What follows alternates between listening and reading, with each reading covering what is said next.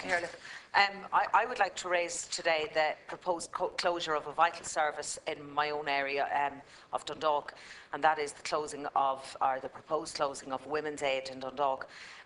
Women's Aid has proposed to close their centre in June due to financial constraints, and if this closure were to go ahead, it will mean that the Louth, Cavan and Monaghan region will be operating at 57% below the Council of Europe's recommended level of refuge provision, which I find is extremely serious.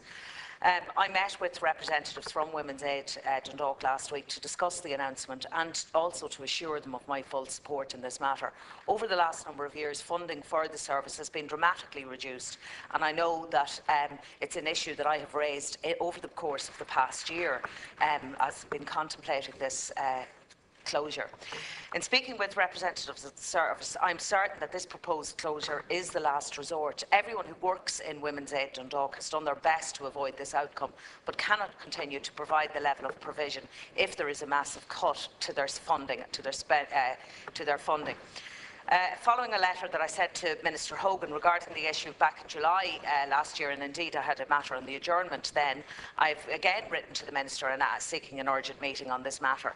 It is very difficult for many women and children to leave domestic abuse situations, as we all know, and it takes tremendous courage to have the courage to go and look for aid. But when a service such as Women's Aid Dundalk closes, that means that there is one less refuge available where they could be cared for and made safe.